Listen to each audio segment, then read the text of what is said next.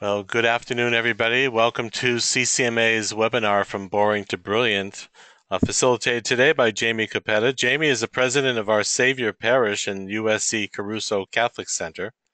With a track record for building and serving Catholic communities in the Northeast while improving organizational infrastructures and operational efficiencies, Jamie most recently spent 8 years at St. Thomas More, the Catholic Chapel and Center at Yale University.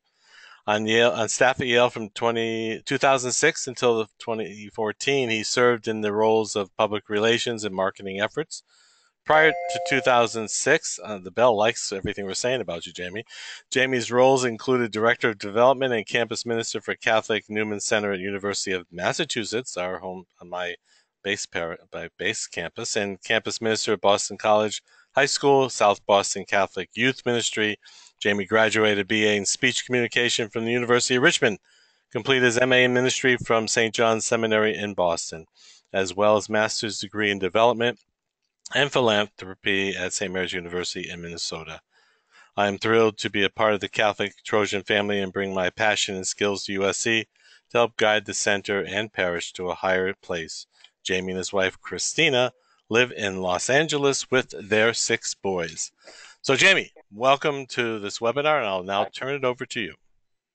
All right. Well, thank you very much, Deacon, and thank you for joining us today from Boring to Brilliant. Many of you I know, I believe, and if I don't know you, let's look forward to getting to know you. My objectives in this hour really are to look at some tools to help you be effective in being managers of your staff. Performance reviews are never fun. They can be, especially for staff members, they can be a cause for anxiety and a cause for fear. And so my hope is to help you to provide for your staff a sense of, hey, these are important to our organization, especially for growth, but they're not meant to be feared. They're really meant as a tool to help all of us better serve our communities wherever we work, mostly on college campuses. So if you can see what I wrote here, From Boring to Brilliant, you see 3 different areas. So on the left, you see vision and values. On the right, you see performance reviews. And then it all ends mission-centric, and I'll end our time together just briefly talking about metrics. But really, I just want to say that the way I came up with this presentation and the way I think about performance reviews, you have to work backwards. So in order to do performance reviews, in my opinion, you have to have goals and objectives as a staff. And in order to have goals and objectives as a staff, you as an organization have to be clear on your mission, your vision, and your values. And so we're going to start in a minute with the vision and values of the Catholic Center at USC, and then we'll move towards the performance reviews, and again, ending in mission territory. So first, let me move the slide here. So we're going to focus here for a minute on vision and values. So what is the vision? Vision really is about the core purpose, why you exist. And I'm not sure how many of you, maybe you already have a vision statement, but it is distinctly different, in my opinion, than a mission statement. I think a vision statement is really meant to be concise. It's meant to articulate quickly about who you are and why you do what you do. And so I did put here what the USC vision statement is: to invite the USC community into a transforming relationship with Christ and one another, empowered to make a lasting impact on the world. And for me, why this matters and how it connects to performance reviews is, in order to evaluate your ministry and how you do what you do, I just think you have to be clear. You have to have clarity when it comes to what you're doing. I've been in campus ministry now for 20 years, and I think one of the pitfalls of many campuses, in small shops especially, it's kind of throwing spaghetti on a wall and figuring out, okay, what's going to stick. And for me, the vision statement allows you to move away from that kind of programmatic spaghetti throwing and provide real clarity. What is it you do, and why do you do it? In addition to that, moving to the values, I think the values kind of embody the characteristics of the vision. So the vision kind of sets the tone, kind of moves us in the direction of inspiring, moving the heartstrings. And the values are kind of what backs that up. And so we spent a good deal of time looking at our own values as an organization, um, joyfully placing Jesus at the center of our lives, valuing authentic relationships rooted in Christ, lives rooted in prayer and sacramental life of the church, and inspired by the Holy Spirit, of course, serving those in need. So the reason I bring these two slides up, but I think it's important after this call for you as an organization, if you want to move in this direction, the performance reviews, is to think about what is your vision and values, because that will drive the ship. That's going to drive your ship moving forward. And the more effective and the more kind of on board you as a whole organization are in having a vision and values that are clear, concise, and simple, I think it'll help you develop better performance reviews and set better goals as an organization. So transitioning then to goals. All right, so now you have your vision and your values. And I really think there's three goals as an organization that you have to look at as one of the leaders. And I'm assuming some of you, even if you're not one of the leaders in the organization, I think it's helpful to help your team to look at goals in three different categories. One is organizational priorities, okay? What are you going to do as an organization this particular year and perhaps over the next 2 to 3 years? So setting your organizational priorities. Number two is, as a team, what is your team goals? So, you know, at the Catholic Center at USC, we have different departments. So we have marketing, we have fundraising, we have campus ministry, and each of those departments are expected, they're a team, and they're expected to create their own goals. And so I ask each of them as a team and then individually to sit down in the summer and hopefully in the spring, looking towards the following semester, to look at their goals and what do they want to do as a team. Once those team goals are set, then you move to the personal goals. And those include, you know, what are you responsible for within your organization? Again, so for example, you have Rosie as our director of campus ministry. She brings the team together. They look at their team goals for that particular year, this year. And then she also have, okay, what is Rosie going to work on specifically within her skill set, and what is going to be both her professional and personal goals. So let's go into what we have set for this year. So our three priorities this year, we keep it very simple, 2 to 3 priorities, is worship, discipleship, and the campaign. We have, we believe that worship is obviously the central component to our faith, and we felt this past summer that we need to enhance our worship experience, making it more welcoming, making it more inviting, have homilies connected to one another throughout the day with the different masses, have the priests know the different themes that we're trying to promote. So worship is one priority for us. Discipleship for us really means small groups. We have 5 focused missionaries. We have a religious sister who's working on vocations. So what does it mean for us as an organization to build a discipleship program? And then finally, the campaign. The campaign for us is a $30 million campaign over 5 years, but this year's goal is really to get all of 100% board participation by spring of 2018. So that's, you know, our priority is to be at $20 million by next fall, and currently we're at $10 million. So again, thinking about the large organizational goals first, and then moving to the team goals. As I was mentioning, Rosie's director of campus ministry, her team. These are there are many goals within her team, but these are her team goals. 10% retreat growth, 30% Eucharistic ministry growth, and then 200 students in Bible study by June of 2018. Again, this is all leading towards performance reviews, because if you haven't done, in my opinion, if you haven't set the vision, developed the values, and looked at goals, in my opinion, it's hard to evaluate how you're doing. And the whole point of performance reviews is an evaluation tool to look at you as an individual and you as a team to see how you're doing.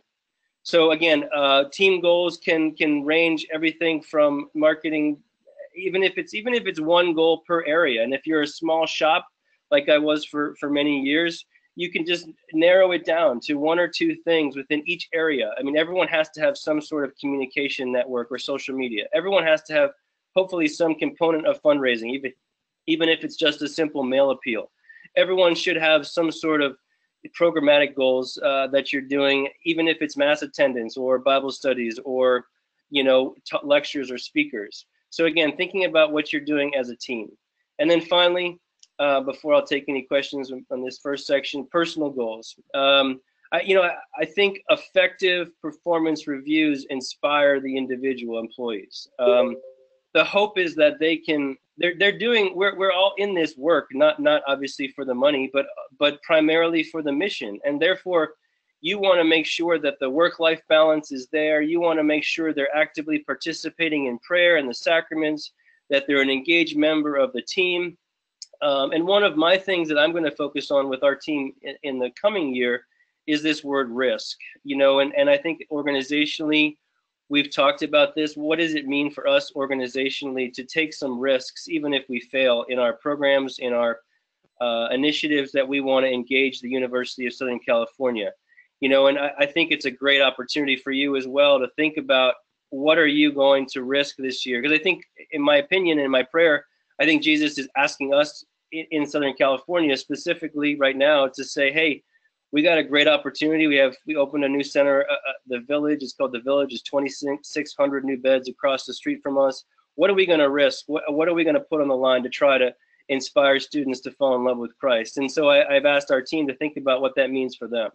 So again, thinking about the organizational goals, thinking about team goals, and then thinking about personal goals. So before I move on to specifics and performance reviews, I would just, if there are other questions or comments, or if you already have done this, I just any kind of feedback, either verbally or via text.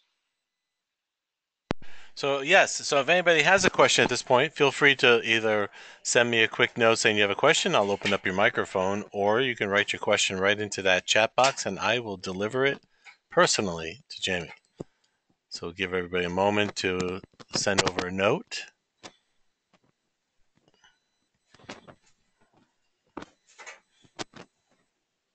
Okay, Jamie, I have a question. How long did it take you to develop the vision, values, and goals? It's a great question. So last year, I made it a priority for our team starting, let's see, so it was the fall of, we're in 17, the fall of 16. I made it a priority to carve out 3 6-hour days. One was in October, one was in February, and one was in May. And during those 6 hours, we went off site to a little, a neighboring place, had lunch together as a team in terms of team bonding stuff. And really the initiative was looking at this question of who we are and why we are who we are. And so I think some people on the board, asked, that's an expensive day because we have a staff of about 15 people. It's expensive to pull all those people out. But what happened was, by the time we got to May, not only did we trust one another more, but we really began to speak the same language and feel like, you know what, when we got together in February, like this didn't feel quite right, and I've been thinking and praying about this. I think this is the direction we should go instead. And we had some kind of crucial conversations. And so leaving in May after 18 hours together, it really helped us launch these actually on paper. And our marketing director kind of took a stab at looking at all these conversations, creating these vision and values. And then we came again for like a half day in the summer to confirm kind of, hey, are we all on board with this? Because we're going to launch this on our Facebook, on our website, etc. So we took a full year to kind of dive into it. Great, thank you, Jamie. Any other questions? Please either just send it, I have a question, or you can type the question right into the chat box. Just send it to the organizer. Thank you.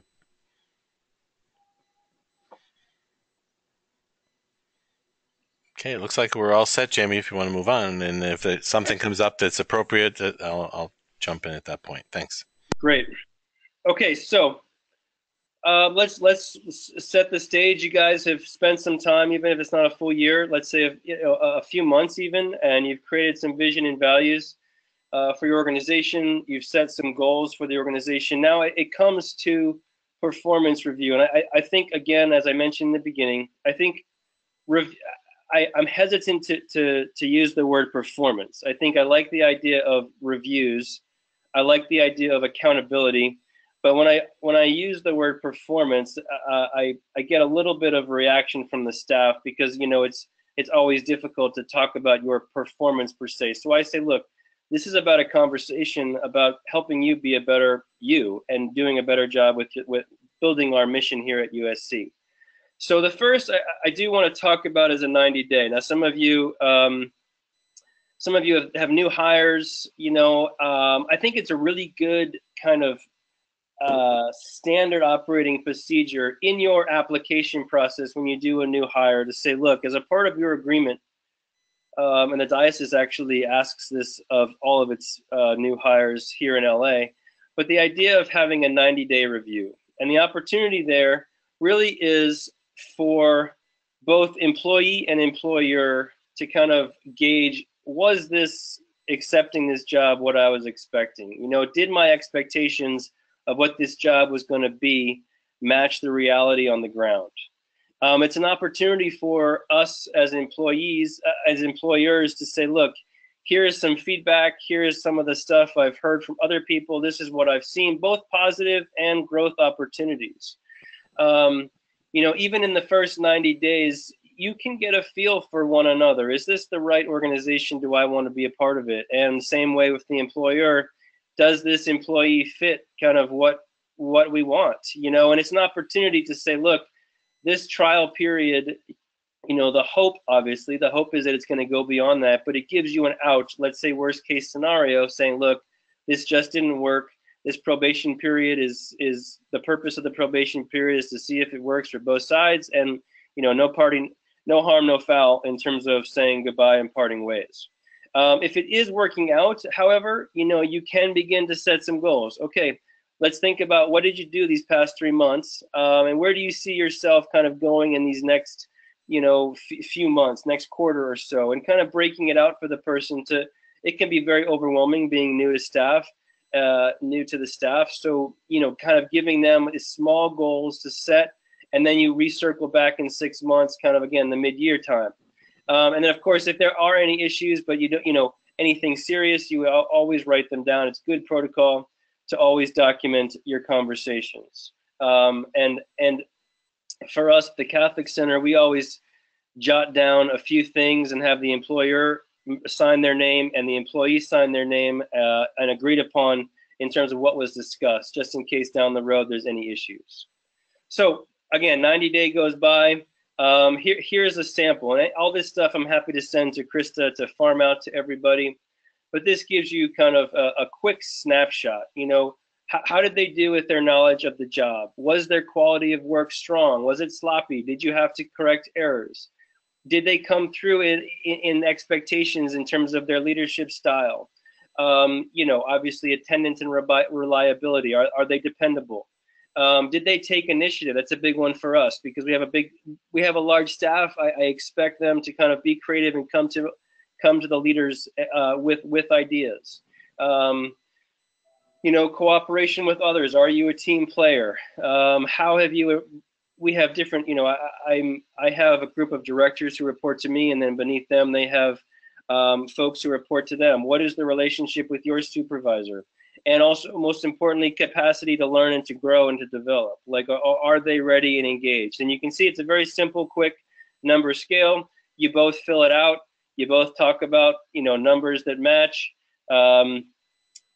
Obviously, for the employee, you want to be able to give them an opportunity to voice things that didn't work for them either. So it kind of goes both ways. So this is one sample that we use. And at times it works, and we're always tweaking different language. So again, I'm happy to send this out if it's helpful after the call. Any questions or comments on kind of this 90-day review? Okay. Anybody has a question? Once again, feel free to jot it down, or just let me know that you have a question. I'll open up your microphone. Oh, looks like you're getting all the info you need to get out, Jamie. So if you want to move on, I will collect any other questions that might come in. Thanks. Okay. So now mid-year. So again, mid-year is not as heavy as the annual review, but I think it's what I found a couple of years ago. I started initiating these mid-years because I was only doing annuals and I was doing check-ins, more casually And a couple times, one of the comments, a few of the comments were to me, well, I wish I would have known that earlier. If I have an issue, Jamie, with someone on staff, and I held it until the end to kind of address it in the annual review, they felt kind of like, hey, how come you didn't come and talk to me before that? And I think it's a very fair statement. And so we decided as an organization to have these mid-year reviews. So we're doing them actually right now in December to say, how'd the semester go? You had set these goals in August. How are you doing against those goals? Are there any adjustments that need to be made mid-year? Because now is the time. Kind of thinking about, okay, what worked, what didn't work, what's your plan for second semester in order to adjust to those. Again, both the 90-day and the mid-year don't have to be long, drawn-out experiences. It can be, half hour, 60 minutes. It's not meant to be this pressure cooker of an experience. It's just meant to give feedback, an opportunity for feedback on both sides. Jamie, I think you answered this, but I just want to make sure before you move on. Somebody asked, "Is there any chance we can get a copy of the evaluation form, and do you have an objection if they duplicate it pretty closely?" Oh yeah, of course. My hope is that you guys use anything that I offer here. So that's the hope. Great, thanks. Okay, so now shifting gears a little bit, many of you might have not have heard of what a 360-degree review is. Basically, what it requires is at the end of the day, a 360 reviews are excellent, but it also requires trust, because what it is you getting feedback from people who report to you, who are your peers at the same level as you and the one that you're reporting to. So your supervisor, your peers, and as well as those who report to you. Now, especially in campus ministry, this can be a little bit of a tricky conversation, because I really encourage priests as well, the pastors, to engage in this and to show their employees that they're willing to trust the evaluation of those who report to them. Not all priests will be on board with it, but I think it's a good conversation to have. And the way we've done it in the past is basically each of the employees who's going to be reviewed would create a list of people you want to send this to. And then I would review that list to make sure it includes, if, let's say, for example, you're working in campus ministry. So you would send it to some students, maybe on your leadership team that you're working with. You'd send it to some of your colleagues that you work with. And then, of course, I would fill one out as well. And it gives everybody in your circle, your 300-degree circle, an opportunity to give you feedback. And when I went through this a couple of years ago, it's always for me about blind spots. I did not recognize certain behaviors that I was doing and how it was being received versus how it was being thought of by me. And it allowed me an opportunity to be like, wow, that was really helpful to see some of my blind spots, helping me become a better leader. I will say one of the things that we've experienced is, as always, we're human, and so it's easy, especially because it's confidential. You don't know who is actually filling out what. You just get back the text. You don't get back the names of each person filling it out. Is at times it's easy to take a stab at people, and so we as a staff had said, look, this 360 is not an opportunity to kind of take your passive stab at someone. It's more of, if you feel something is an issue with that employee, like, let's be grown-ups and go and talk to them face to face. But the confidentiality piece is important because you are, insecure at times, kind of evaluating your boss per se. So I do have an example here, example text. I'll zoom in. And the way that we've done it is kind of different categories. So leadership, quality, performance, teamwork, and communication. And so basically, I'll read a couple of these, but you get the sense, and the answers, would be filled out for us. On a scale of 1 to 5, Jamie exhibits leadership qualities in the role she plays at the Catholic Center. Jamie recognizes and highlights good ideas from colleagues. Under the second bullet there, Jamie strives to accomplish his or her job in an effective, efficient manner. Jamie strives to improve the quality and productivity of his work. Under teamwork, Jamie involves colleagues in discussing or achieving team goals. Jamie is receptive to suggestions on improving team productivity. Go ahead and. So, so there are all sorts of kind of engaging questions, and you don't. If you do want to experiment with the 360 review, I think it shows a tremendous amount of respect and trust for your employees. So I encourage you to think about it. You don't have to do this many questions, and maybe you just test pilot it with a few questions from each category. And I guess especially of those who are priests or leaders in an organization, I encourage you to reflect and think about this. Are you willing to kind of put yourself out there? Because Rosie and I and Father Lawrence were kind of the first ones to initiate this, and you know we wanted to be kind of the guinea pigs to say, hey, we're not going to do 360 on you until we do it on ourselves. So again, I think it's a great tool. You got to be cautious with it, but I think it does build a tremendous amount of trust, and for me, it helped me with my blind spot. So any questions or comments? Amy, we do have a question. Sorry to interrupt you. In my this is from Michael. In my 360, I have staff members select students so that the feedback can be more objective.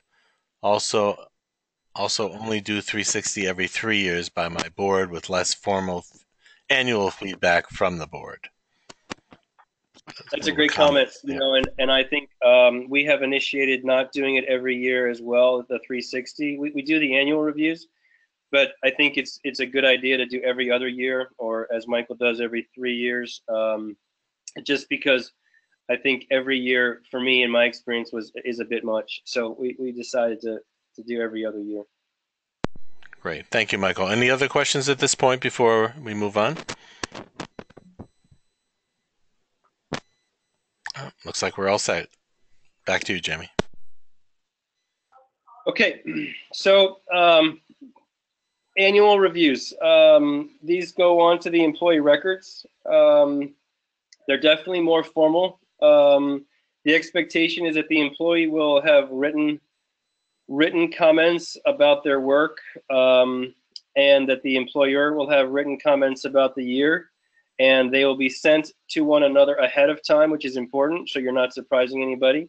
So the idea for us is, if we're having a review, an annual review on Friday, I would expect by Wednesday that the employee would send to myself and Father Richard their reports, and we would send to them our comments and numbers, giving people like 48 hours to reflect on one another's comments, and then you come together on Friday to do the review. Because these are more formal, I highly recommend having a 2-to-1 ratio. Not meant to intimidate, but it's always helpful to have a third-party voice listening. So I usually lead the conversation with Father Richard in the room, and then Father Richard can offer his comments as well. But this way it allows 3 people, as opposed to he said, she said, in the event that things come out that are, you know, not great. Again, this looks backward and forward. It looks at the goals you set a year ago. How'd you do against those? It looks at what's ahead for you in order to improve. And I think that's one of the areas that lacks oftentimes in reviews is, what is the action plan? Okay, here are the things that worked and didn't work, but what is your action plan moving forward to address these things so that we don't kind of regurgitate the exact same issues next year? Kind of what are your steps as an employee and I as the employer, and then also asking the employee to say, okay, what can we do as the employers to help you fulfill those changes? If there are any issues, of course, there's always a signature at the end. So I usually do a bulleted recap of the conversation. Employee and employer sign it, and then it goes into their record. And I did provide 2 different examples here. This is, as you see at the top, a more pastoral approach. We use this at St. Thomas More at Yale. You know, give you a second just to read some of them. They're more kind of nuanced questions. It gives you opportunity to write and reflect on your work. I'll just pause for a moment while you take a look at a few questions here.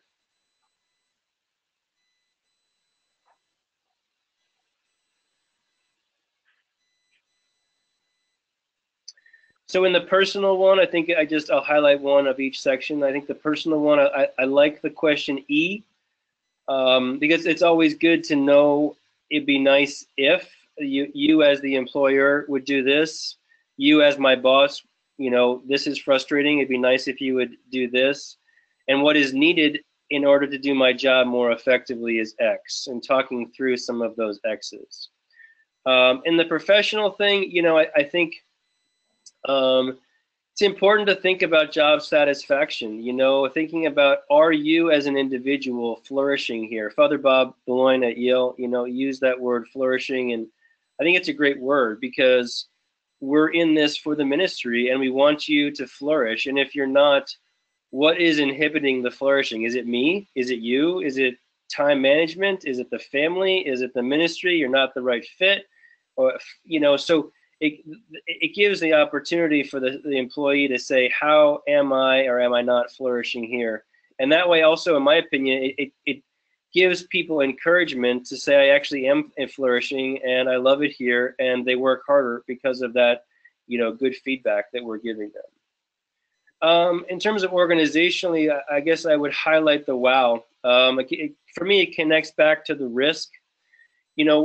I always like to ask employees, like, if money were no object, like, let's dream here. What is your level of creativity, and how are you kind of thinking about your ministry? It's one thing to kind of produce widgets, right? But ministry, and especially campus ministry, is not about widget making. We have to be creative to keep up with the changing demographic of our young students and what engages them. And so I love to ask the question, like, what are the wow initiatives that you'd like to work on? If I were to ask one of our board members, hey, can you underwrite this wow idea? Like, what would be your 3 wow ideas? So again, this is a more pastoral approach, but they're good questions, and it gives you a chance to really dig in if the employee takes the time to write the answers to this. So I'll move to this next one, and then I'll take any questions. So this is, again, a little bit more on the check mark box. I think what this does, it's a wider kind of breadth of questions in terms of you as an employee. What it doesn't do, it doesn't allow the depth. So you as a leader, or you on the staff, have to think about what do you want more out of your employees? Do you want depth or do you want breadth? Because I think, and especially in an hour time frame, and maybe it's a blend. You take these two and blend them together, because taking some deep questions and taking some kind of surface questions that you need to cover, like basic stuff like communication patterns, workflow, are you doing quality work, etc. So these 2 different models are something to reflect on. And again, at the end of the day, you bullet point what you talked about, what you agreed upon in terms of your action steps, and then you both sign it. So again, I'll pause here, take any questions or comments. Okay, are there any questions? Feel free to write the question into the chat box, or just let me know you have a question and we'll open up the microphone.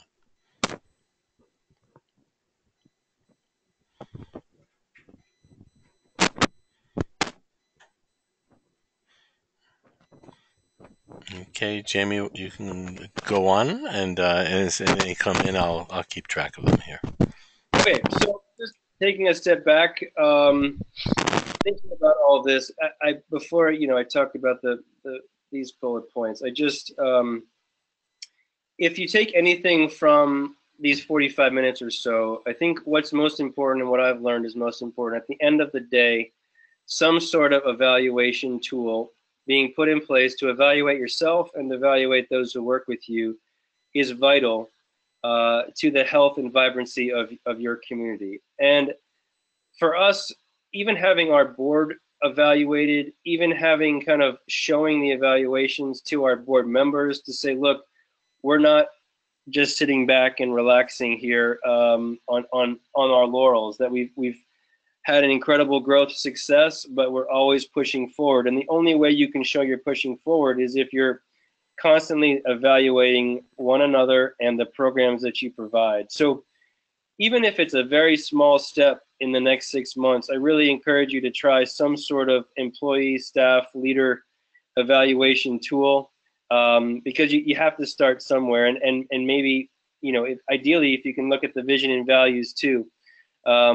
in order to steer your performance reviews more effectively, so that everything that you're reviewing of your employees ties back to your goals, that tie back to your values, and ultimately tie back to your vision and purpose.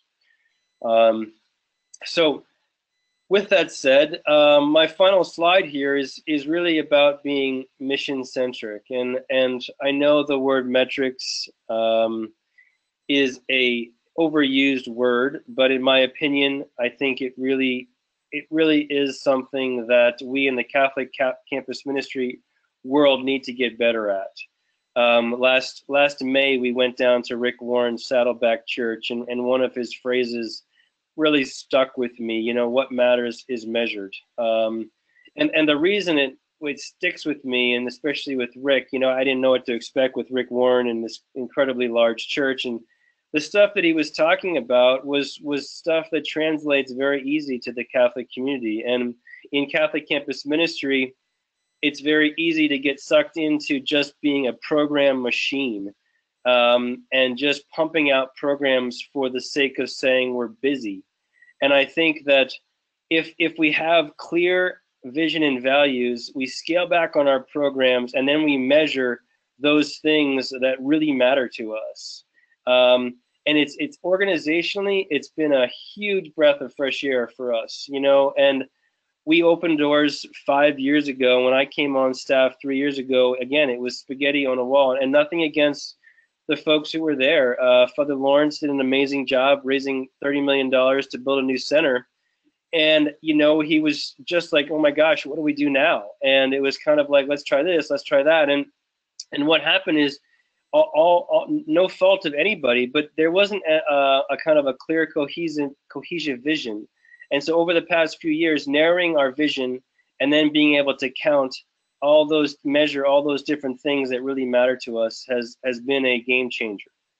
The second thing, the baseline, you know, if you don't begin to kind of count the things that matter to you, you don't know how to compare year over year. And our board members always ask for context. Like, when we're saying we have 13% growth this year in mass attendance, we couldn't say that if we didn't have a baseline, you know, 3 years ago when we began to count every single mass. At every single mass, not daily yet, we don't have the bandwidth for daily mass, but every single mass on Sundays, we have someone assigned to counting, and we look at the patterns. And over 3 years, it's really cool to see the patterns, the ebbs and flows. And this year, you know, being up 13% and, you know, being able to report that back to the board, it might not seem like a huge percentage increase, but again, if you're looking at what we're trying to do, bringing people to Christ, for us, 13 to 15% growth is pretty good in mass attendance.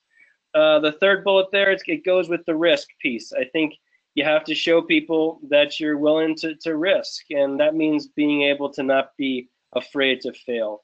As I mentioned, links back to vision and values, and then ultimately it holds each of us accountable to the folks who are supporting us and our bishop who's we're, you know, allowing us to minister in their diocese. So, you know, this is for about 45 minutes of me talking a lot. I'd love to get some feedback or conversation, and really, I hope that at the very end of the day, you just begin to do something. So I open the floor. All right. Well, thank you very much, Jamie. We really appreciate your presentation. And at this point, happy to entertain any questions. Either give me a quick, have a question, I'll open up your microphone, or just type in your question. I don't need your name. It'll come up automatically as long as you just type in your box there. So we'll just wait a moment here and gather any questions that we might have and feedback to Jamie, things that you might be doing that others might be interested in hearing also.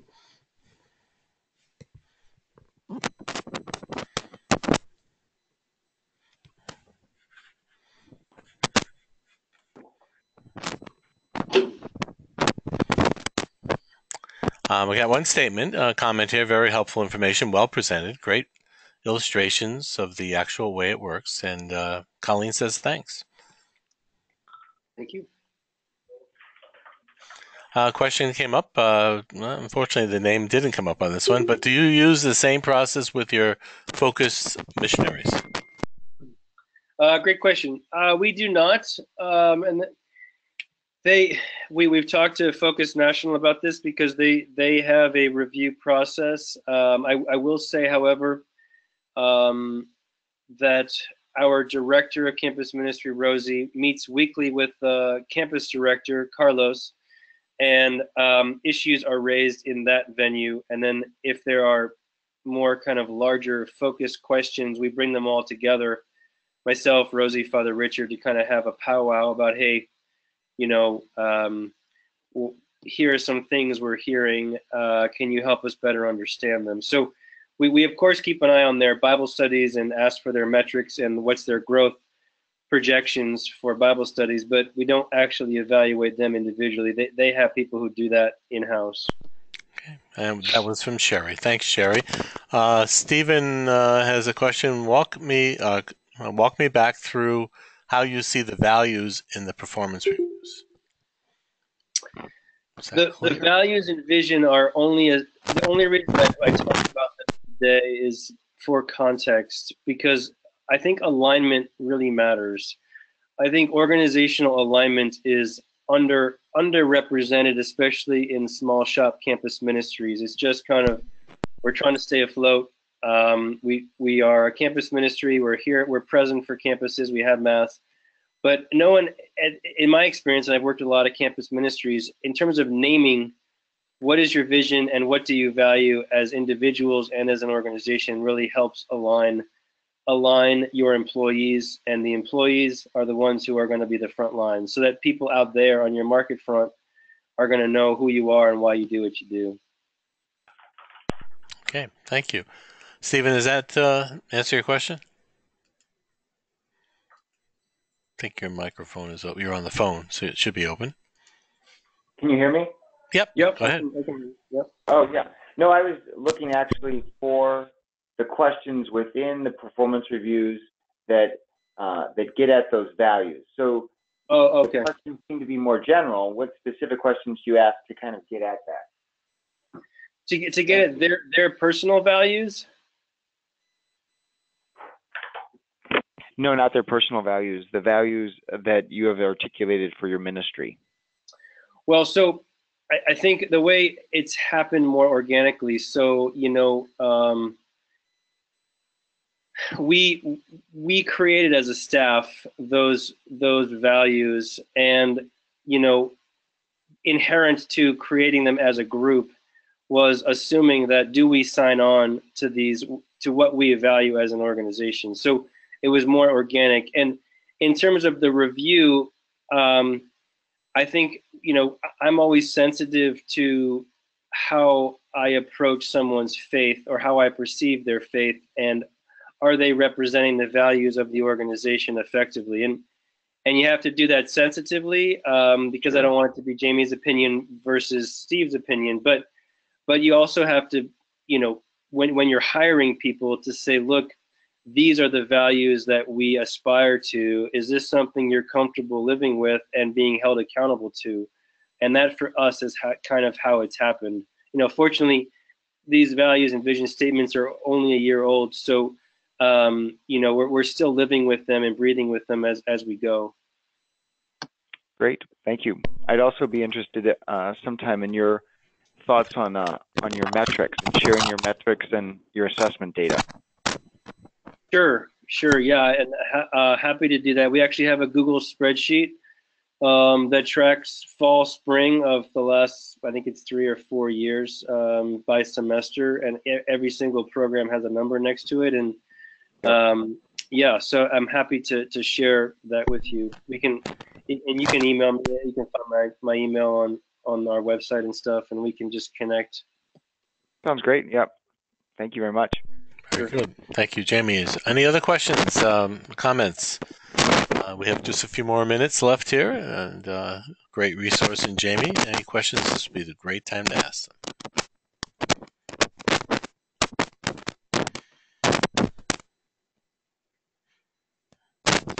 Jamie, is a question. It could be Sherry again because it doesn't have a name. But how accurate do you think your metrics are? She said, yep. It seems like there is a temptation to pad the numbers. Well, there's certainly a temptation to pad the numbers, and when you're trying to count 300 people in church, there's always room for error. So we and our board, who sees our percentage growth, they know there's certainly a 5 to 10% range of human error. But for me, the important thing is the fact that you're showing people that you actually care about who's showing up. And it's easy. Also, the flip side of that argument is easy to get into. Oh, we're just, we're building disciples for Christ, and it doesn't really matter the numbers. And I totally get that thinking, but it also, for me, kind of gets us as ministers off the hook. And I think I would rather put myself on the hook and say we fell short. Like we fell short in several categories. Right now, we're falling short on inner-city tutoring category. We're falling short on some of our retreat numbers. So every year there's ebbs and flows, and I'm very clear with our board. This is not meant to be a Pollyannish.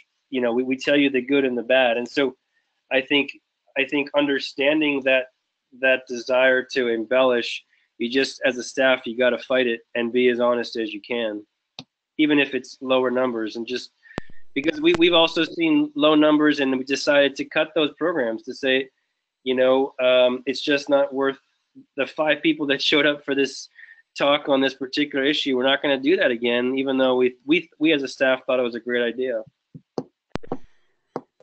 Very good. Sherry, hopefully that answered your question. And if there are any other questions? Sherry is asking me to open her microphone, so I shall do so. You're this one here. Okay, go ahead, Sherry. You're open.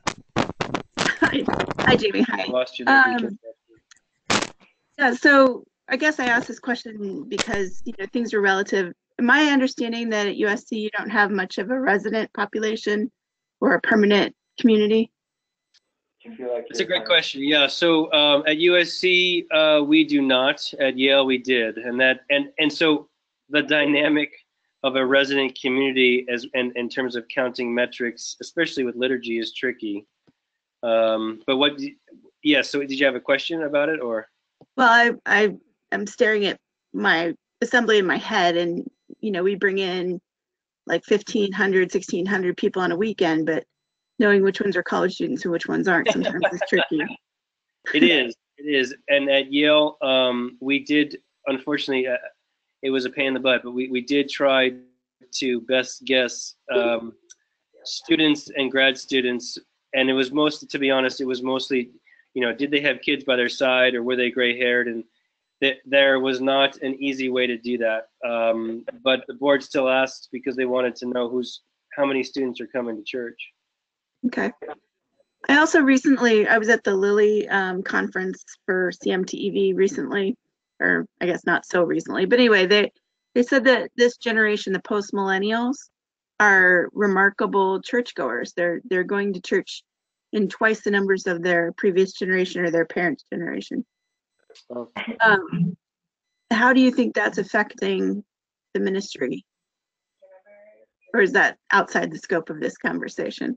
No, I think I don't know the answer to it. I think that's a great question. I don't know how it affects us. I don't know how it affects you guys in campus ministries in other parts of the country. I've also noticed, so on Sunday we had our tree lighting, and there was 800 people watching online, and do we count them? They were watching Mass, and it's like, well, yes and no. So for me, this is a whole new kind of world we're entering into as social media and these Generation Z or whatever they're called now. If that's a true statement about coming to Mass more, I'm anxious to see how it all plays out, but I'm not sure.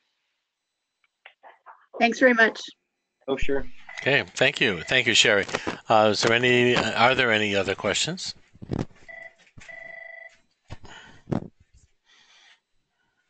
Okay. And can I just say that if anybody wants to talk more offline, just about their particular situation, I've worked both in university only settings like USC, as well as small one to two person shops at UMass, and then at Yale was with a large community of faculty and staff as well. So I'm happy to take conversations offline. Just give me an email or a phone call. I'm happy to chat. So. Great. Well, thank you, Jamie. Thank you for your presentation. Thank all of you for joining us today. Remember those announcements I gave for upcoming events. Check out the ccmanet.org website. And we'll look forward to seeing you or hearing you all on a future CCMA webinar. And wishing you all a Merry Christmas and Happy New Year. See you on the other side. Take care, all. Thanks again, Jamie. Yeah, thank you.